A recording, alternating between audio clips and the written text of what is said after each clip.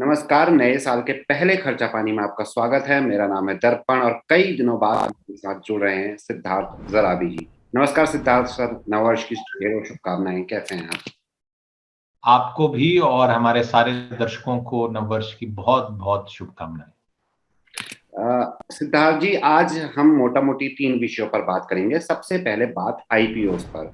पिछला साल आईपीओस के हिसाब से धुआंधार निकला है। कितना धुआंधार, इसे ऐसे लगाएं कि 2021 के सबसे पहले दिन और सबसे लास्ट दिन भी एक एक आईपीओ लिस्ट हुआ है, और ऐसा कम ही सालों में देखने को मिलता है। लेकिन अभी वित्त वर्ष की बात करें तो अभी वो समाप्त नहीं हुआ, और इसके समाप्त होते होते भी अभी न जाने कितने और आईपीओ कतार में है। उम्मीद है कि 23 और कंपनी के आईपीओ अगले 3 महीनों में आने की संभावना है, और 44,000 करोड़ रुपए से ज्यादा का कलेक्शन या मॉपअप की इसमें भी उम्मीद है। आज अगर आपने देखा होगा सिद्धार्थ जी, ऑनलाइन एलआईसी का आईपीओ ट्रेंड कर रहा है। तो क्या है आईपीओ को लेके पास और फ्यूचर, उसके बाद मैं डेटा भी शेयर करूंगा दर्शकों के साथ। आईपीओस 2021 में जो कैलेंडर ईयर में थे, जबरदस्त हुए। 1.25 लाख करोड़ रुपया मार्केट से उठाया गया, और जो अभी अनुमान है कि मार्च तक और आईपीओस आएंगे, जिनके चलते एक बड़ी मॉपअप मार्केट में फिर से होगी। और स्वाभाविक है कि एलआईसी, जिसे हम ग्रेट इंडियन आईपीओ कह रहे हैं, सबसे बड़ा आईपीओ होगा। उसको हम्म। लेके अलग अलग प्रकार की अटकलबाजी चल रही है। बहरहाल अभी हम जो कह सकते हैं कि एलआईसी की आईपीओ की तैयारी जारी है। इतनी हम्म। बड़ी कंपनी और एक विशेष ढंग से चलने वाली ये इंश्योरेंस कॉर्पोरेशन, एक प्रकार से उसकी हम्म। सारी वैल्यूएशन, उसके आमदनी, उसकी लॉन्ग टर्म क्या एसेट्स हैं, कितना उसने वापस लौटाना है लोगों को, ये एक बहुत बड़ा मैटर होता है किसी भी फाइनेंशियल सर्विसेज फर्म के लिए। उनकी लायबिलिटी क्या है, तो इन सब को मिला के अभी तक मार्च के पूरे संकेत मिल रहे हैं। इनफैक्ट पीछे कुछ खबर आई थी कि शायद इसमें देरी होगी, हम्म। और वो फटाक से क्लैरिफाई किया गया था, और ये कहा गया था कि ऐसी कोई देरी होने की संभावना नहीं है। इसलिए मार्च में अगर ये आईपीओ आया आखिरी महीने में इस फाइनेंशियल ईयर के, जो 31 मार्च को समाप्त होगा, तो इसकी एक ये बड़ी उपलब्धि मानी जाएगी, क्योंकि एलआईसी से आईपीओ करवाना भी काफी एक बड़ा टास्क है, और सरकार को स्वाभाविक पैसा मिलेगा। और एलआईसी की आमदनी, उसके खर्चे, उसके चलने का तरीका, इसकी और जानकारी पब्लिक में मिलेगी, हम्म। और उससे भी कुछ अच्छे लाभ निकल सकते हैं। जी सिद्धार्थ जी, एक एक वर्ड होता है प्रीपॉन। हमने मतलब जब ग्रेजुएशन वगैरह कर रहे थे तो उसमें समझाया गया कि प्रीपॉन अपने आप में कोई शब्द नहीं है, इंडियनाइजेशन किया गया है। पोस्टपोन होता है, रीस्केड्यूल कह सकते हो आप। तो लेकिन फिर भी यूज करेंगे ताकि दर्शक आसानी से समझ पाए। अप्रैल के बाद जो आईपीओ आने वाले हैं उनको भी प्रीपॉन करने का प्लान है, ऐसी खबरें सुनने को मिल रही है। उसका रीजन ये है कि अप्रैल 1 से कुछ स्ट्रिंजेंट होंगे, कुछ मुश्किल हो जाएंगे सेबी के रूल्स। इस विषय में आपके पास कोई जानकारी है, या ये कितना सही है, या सेबी के रूल्स जो आ रहे हैं उसको लेकर क्या क्या? देखिए, ये जरूर सही है कि जैसे 1 जनवरी 2022 से कुछ नए नियम कानून आए हैं एटीएम के विड्रॉल्स में, फर्ज करिए। इसी प्रकार से 1 अप्रैल 2022 से हम्म। Securities exchange board of India की भी नए कुछ नियम आएंगे। हम्म। और ब्रॉडली अगर इनको बड़ा सिंपली कहा जाए, तो जो सेबी का सबसे बड़ा काम है वो है इन्वेस्टर प्रोटेक्शन। हम्म। और उस इन्वेस्टर प्रोटेक्शन को लेके कई चीजें होंगी। पीछे भी हाल फिलहाल में सेबी ने पेटीएम के आईपीओ के बाद कुछ नियमों में बदलाव लाया। अब ब्रॉडली ये समझ लीजिए कि जो स्टॉक मार्केट है, ये केवल कैलेंडर या फाइनेंशियल ईयर को नहीं देखता है, स्टॉक सेंटिमेंट और वैल्यूएशंस और इन सब चीजों पे चलते हैं। तो 2022 में जब हम बात कर रहे हैं आज पहली बार इस साल में, दो चीजों को हमें समझना पड़ेगा। 2021 में आईपीओस को लेके एक बड़ा अच्छा वातावरण था, और उसके पीछे कई कारणों में से एक कारण ये भी था कि अमेरिका में जो स्टिमुलस था पिछले 2-2.5 साल से जो चल रहा है वो लगातार चालू है। यानी जो पैसे का नलका एक प्रकार से वहां पे खोल दिया गया, वो उस पैसे का कहीं ना कहीं पे इंडिया में भी और इमर्जिंग मार्केट्स में फ्लोज आए हैं। अब अमेरिका में दो चीजें हो रही हैं। एक, वहां पे महंगाई और मुद्रास्फीति बहुत तेजी से बढ़ रही है और इसके कारण वहां के प्लानर्स चिंतित हैं। दूसरा, बहुत सालों से क्वांटिटेटिव ईजिंग यानी मनी सप्लाई अपनी अर्थव्यवस्था में काफी बड़ी मात्रा में चालू रखी है अमेरिका ने। तो उस क्वांटिटेटिव ईजिंग के लिए तो कई सालों से हो रहा है कि जी कब होगा टेपर, कब हो जाएगा टेंटर। अमेरिका में जो सिस्टम है, सारा राजनीतिक सिस्टम है और जो वहां का मॉनेटरी सिस्टम है, वो एक चीज को बहुत बड़ा महत्व देता है कि at all cost America must continue to grow, because वहां की पूरी इकोनॉमी क्रेडिट बेस्ड इकोनॉमी है, कंजम्पशन ड्रिवन इकोनॉमी है और एक्सपोर्ट ड्रिवन इकोनॉमी है और उसमें कई सारे जो वो प्रोडक्ट्स बनाते हैं वो बहुत ज्यादा दुनिया भर में चलते हैं और वो अपनी मैन्युफैक्चरिंग दूसरे देशों से करवाते हैं अपनी कॉस्ट कॉम्पिटिटिवनेस रखवाने के लिए। इसलिए अमेरिकी मॉडल में खुला पैसा और सस्ती ब्याज दर पे पैसा इतना ही समझ लीजिए आवश्यक माना जाता है या कॉमन माना जाता है जैसे हम और आप सांस लेना या पानी पीना माने। जी जी। और यहाँ पे तो अपने देश में इतनी गरीबी अभी भी है कि कई लोगों को साफ पानी पीना भी नसीब नहीं होता है दिन में। तो इन सब चीजों को ध्यान में रख के अमेरिका में इस वर्ष अगर चेंजेस आना शुरू हुई तो उसका कहीं ना कहीं पे ग्लोबल कैपिटल फ्लोज पे बड़ा असर पड़ेगा और अगर ऐसा असर हुआ तो हम ये मानेंगे कि अपने मार्केट्स में कुछ जो इतनी तेजी से वैल्यूएशंस बढ़ रही थी, इतना पैसा आ रहा था, इतने कम स्टॉक्स में जा रहा था, उसमें शायद एक डिफरेंट सिचुएशन प्रिवेल करेगी। तो अमेरिका में इन्फ्लेशन और रिवर्सल का साइकिल इजी मनी का वो अगर शुरू हुआ और चाइना में भी कुछ ना कुछ हो रहा है, वहां पे प्रॉपर्टी सेक्टर में बहुत ज्यादा ओवरहीटिंग है और एवरग्रांडे जो कंपनी थी उसकी समस्याएं अभी नहीं है पूरी तरह। और अब आप देखिए ओमिक्रॉन की चिंता जो सता रही है। तो कुल मिला के मार्केट के लिए इनमें से कुछ संकेत निकल के आते हैं, पर अभी एक ही बात मैं कहूंगा जिससे हमें थोड़ा सा रिलीफ मिलता है कि साउथ अफ्रीका में जहां ओमिक्रॉन पहली बारी बताया गया, वहां पे लगभग 6 सप्ताह में ओमिक्रॉन की तेजी और अब उसकी कमी भी देखी जा रही है। तो कुल मिला के अगर यही पैटर्न यहां भी रहा तो शायद इतनी बड़ी समस्या नहीं हो सकती, पर ये अभी अटकलबाजी है, हमें कुछ सप्ताह के लिए अभी इंतजार करना पड़ेगा। जी सिद्धार्थ जी, दूसरी खबर में जाए उससे पहले हमने प्रॉमिस किया था कि दर्शकों को कुछ डेटा शेयर कर देंगे आईपीओ को लेके। 65 आईपीओ आए, अगर एसएमई आईपीओ को छोड़ दिया है, वरना वो 60 वो भी आए हैं, तो टोटल 125 आईपीओ आए हैं। इन 65 आईपीओ में से जैसा लास्ट के महीनों में था कि बहुत नेगेटिव रिटर्न दे रहे हैं ऑल दोस थिंग, लेकिन डेटा ऐसा नहीं कह रहा है। 45 आईपीओ ने पॉजिटिव रिटर्न दिए हैं और केवल 20 आईपीओ ने नेगेटिव रिटर्न दिए हैं 30 दिसंबर तक की बात की जाए। और 15 आईपीओ ऐसे थे जिनने 100% से ज्यादा रिटर्न दिया। सबसे टॉप में रहा न्यूरेका जिसने 325% का रिटर्न दिया, यानी कि अपने जो इसका रेट था उससे 4.5 गुना बढ़ गया था। लो जाने वालों में सूर्योदय स्मॉल फाइनेंस बैंक सबसे टॉप में था, जिसने आधी कर गया जो आपकी रकम को अगर आपने इसके आईपीओ में पैसा लगाया होता।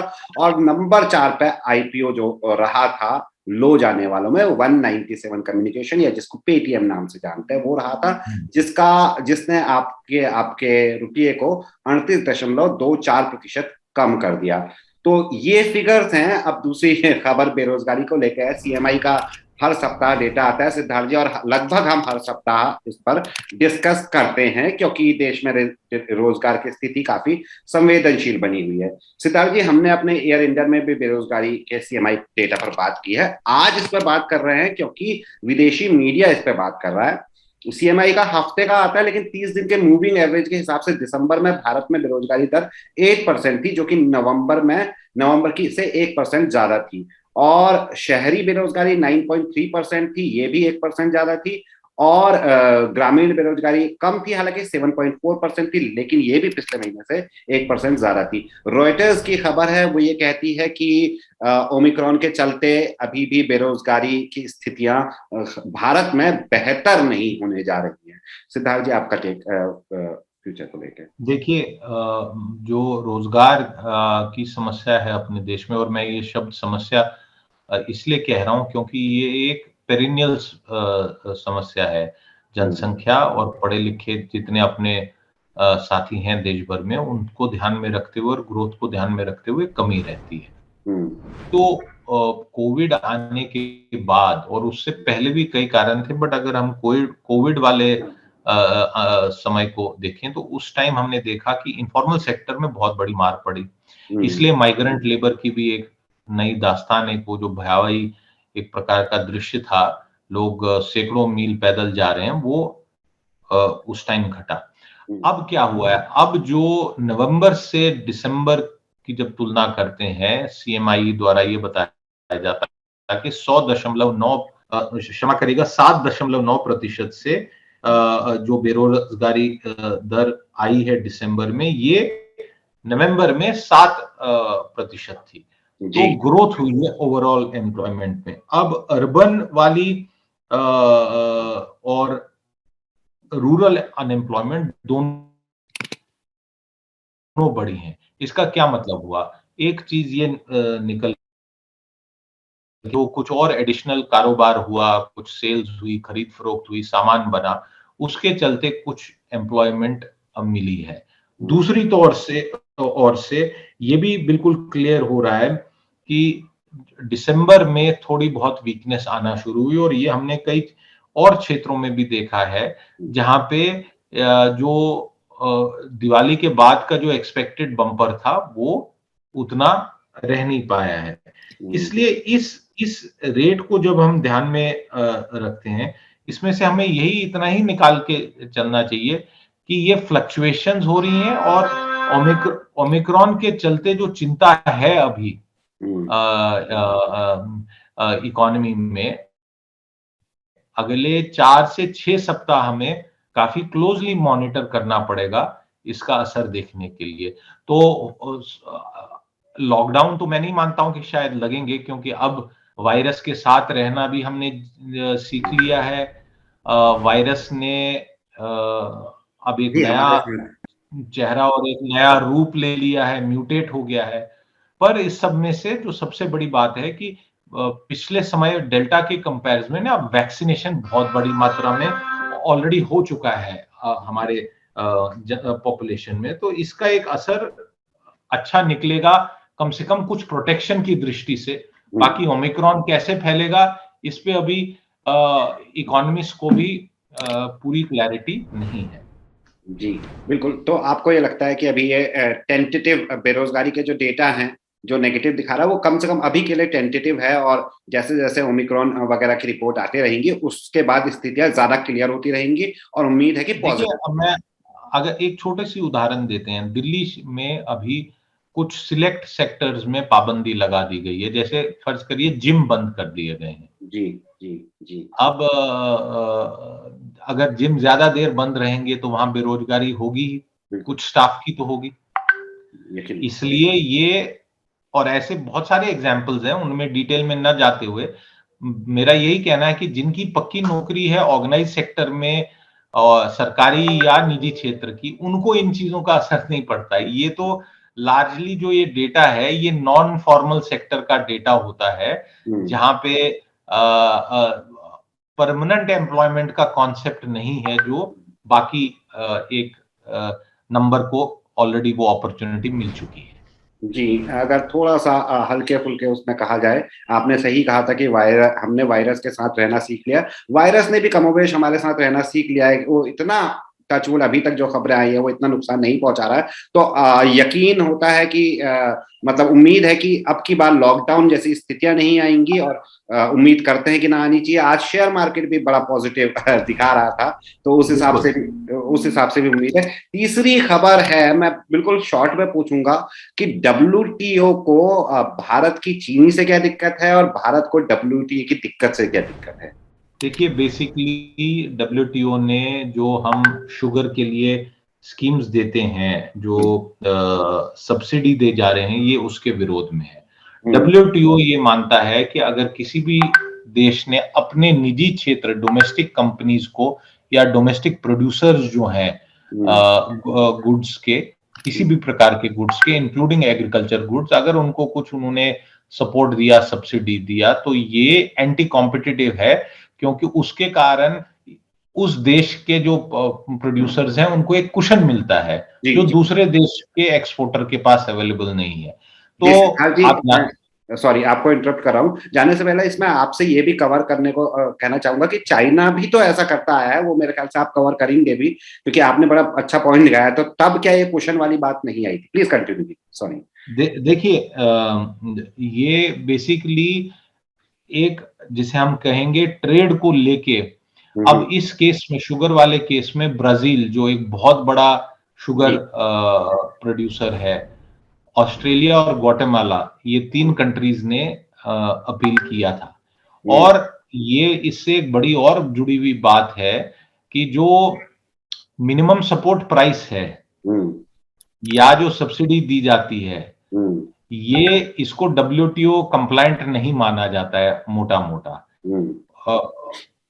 क्योंकि ये माना जाता है कि ये एक सब्सिडाइज्ड चीज है या अश्योर्ड है, जो दूसरे देश के उस एक्सपोर्टर को, उस प्रोड्यूसर को अवेलेबल नहीं है। अब ब्राजील इतनी बड़ी मात्रा में शुगर बनाता है, तो वो ये मानेगा कि अगर इंडिया के गन्ना किसान को कुछ सब्सिडी मिल रही है, सपोर्ट मिल रहा है, तो वो मेरा मार्केट छीन लेगा। माल बेच रहा हूं वहां पे मेरे से देगा। तो ये उसके डब्ल्यूटीओ का एक मैकेनिज्म होता है, और उस मैकेनिज्म में एक अपील की भी प्रोसेस होती है, और इंडिया ने वो अपील की है। और ये पहली बारी नहीं है, और ऐसा भी नहीं है कि आखिरी बारी हुआ है, लगातार और बहुत सारे प्रोडक्ट्स में ऑलरेडी हो भी चुका है, क्योंकि डब्ल्यूटीओ जो ट्रेडिंग ऑर्डर है, मल्टीलैटरल ट्रेडिंग ऑर्डर है, इसमें ये इनबिल्ट एक प्रोसेस है कि एक कंट्री दूसरे कंट्री की जो so called unfair trade practices को मतलब उनके अगेंस्ट अपील कर सकती है, और उनको बदलवाने की या रुकवाने का प्रयास कर सकती है। तो ये वही उसी तरीके की अपील है। मैं यही सोच रहा था कि भारत अपने डोमेस्टिक इश्यूज को, यानी कि कृषि से जुड़े हुए और इंटरनेशनल इश्यूज के बीच में कैसे एक तालमेल बिठा पाएगी, क्योंकि अगर मान के चलें कि भारत एग्री करती भी है डब्ल्यूटीओ से या कुछ नियम बदलती है, तो फिर वो डोमेस्टिक लेवल पे प्रॉब्लम हो सकती है। सरकार जो हमारे कृषक हैं वो ये कह सकते हैं कि भाई मिनिमम सपोर्ट प्राइस, जिसको लेके पहले से ही पंगा चल रहा है। सिद्धार्थ जी, देखिए, मैं जिस खबर का आप हवाला दे रहे हैं उसके आंकड़े उसमें अच्छे दिए गए हैं, मैं उसी से पढ़ के ये बता रहा हूँ। 3,500 करोड़ की जो सब्सिडी थी दिसंबर 2020 में जो दी गई थी, वो करीब 60 लाख टन चीनी के एक्सपोर्ट के लिए दी गई थी। तो इसको ब्राजील ने इसके विरोध में कंप्लेंट फाइल की। ब्राजील दुनिया का सबसे बड़ा चीनी एक्सपोर्ट करने वाला नेशन है, सबसे ज्यादा वहीं पे गन्ने की खेती भी होती है, और बायोएथनॉल में भी उन्होंने काफी प्रोग्रेस किया हुआ है। तो कुल मिला के यही एक विषय, और आपको ध्यान होगा जब फार्मर्स एजिटेशन बड़ी जबरदस्त चल रही थी, तब भी कुछ लोगों ने यह समझाने का प्रयास किया था कि अगर आप बहुत ज्यादा इसको बढ़ाएंगे तो दूसरे देश इसको मानेंगे नहीं बात को। खैर, वो इस चर्चा का सब्जेक्ट नहीं है, बट कुल मिला के ये ऐसी शिकायतें हैं। और हिडन सब्सिडीज अमेरिका, यूरोप और चीन बहुत बड़ी मात्रा में देता है, और चीन तो इसमें चैंपियन है। चीन में इतने सारे जो चाइनीज प्रोडक्ट्स हम कंज्यूम करते हैं और हमें कई बार लगता है कि बड़ा सस्ता है चाइनीज माल, वो प्रत्यक्ष और अप्रत्यक्ष इतनी सब्सिडीज और सपोर्ट चीन देता है अपनी एक्सपोर्टिंग कंपनीज को कि जिसका हम अंदाज भी नहीं लगा सकते। और वहां पे कोई ट्रांसपेरेंसी नहीं है, वहां पे मीडिया या इस टाइप से वॉच डॉग्स, ये बाकी सब चीजें नहीं होती हैं जिससे हम लोग डेमोक्रेसीज में है। तो चीन का जो है वो सच्चाई क्या है आंकड़ों की, वो तो कई बार लोग चीन के में कहते हैं कि उनको खुद भी नहीं पता है कि वहां की सच्चाई क्या है। इसीलिए सिद्धार्थ जी, मैंने आपको क्षमा कीजिएगा, मैंने आपको इसलिए बीच में टोकते हुए ये कहा था कि सिद्धार्थ जी प्लीज चाइना के बारे में भी जरूर बताइएगा, और आपने हिडन सब्सिडी से वो चीज क्लियर कर दी। कोई क्लोजिंग रिमार्क वगैरह देना चाहेंगे या सर? नहीं, मैं तो ये मानता हूं कि बस एक नववर्ष हो, सबके लिए मंगलमयी हो। और एक चीज का ध्यान अभी रखना पड़ेगा, आर्थिक दृष्टि से ओमिक्रॉन जो एक सडनली कुछ सप्ताह में एक स्थिति परिवर्तन हुआ, जो एक उम्मीद वापस आने लगी थी और हम देख रहे थे रियल एस्टेट सेक्टर में देख रहे थे बढ़ गई है, सामान बिक रहा है, घर बिक रहे हैं अलग अलग प्रकार के साइज के, गाड़ियों के लिए हम देख रहे थे कि काफी बड़ी समस्या है। बट मुझे एक अब ये थोड़ा सा इसकी चिंता हो रही है कि इसका कुल मिला के आर्थिक रिवाइवल पे क्या असर पड़ेगा। लॉकडाउन मैं नहीं मानता हूं होगा, पर ये चीज हमें ध्यान में रखनी पड़ेगी कि पिछले कई सालों से लगातार 8-10 वर्षों से जो एक इकोनॉमी को लेके उठ रहे हैं और फिर गिर गए, उठ रहे हैं फिर गिर गए वाली एक जो स्थिति बन रही है, ये थोड़ा चिंता का विषय है। उम्मीद करेंगे दर्पण की 2022-21 से बहुत अच्छा निकले हर दृष्टि से, हर व्यक्ति के लिए। यही एक गुड विशेस हम सब अपने दर्शकों को शेयर करना चाहेंगे आज। जी बिल्कुल, इसी उम्मीद के साथ हम आज के खर्चा पानी का समापन करना चाहेंगे। हालांकि मुंबई कार को अगर आपने पढ़ा होगा, एक छोटी सी खबर है, उनको एक गिफ्ट मिला है सरकार की तरफ से, 500 गज या उससे 500 स्क्वायर फीट और उससे छोटे जो हैं उसमें बीएमसी को उन्होंने कोई प्रॉपर्टी टैक्स नहीं देना। ये एक अच्छी खबर है, छोटी सी खबर थी, वहीं की खबर थी, इसलिए हमने इसको कवर नहीं किया। बहुत बहुत शुक्रिया सिद्धार्थ जी, और सभी दर्शकों को नववर्ष की शुभकामनाओं के साथ हमें दीजिए विदा। कल फिर मिलेंगे अर्थव्यवस्था से जुड़ी कुछ और नई खबरें या पुरानी खबरों के नए अपडेट्स के साथ। शुक्रिया।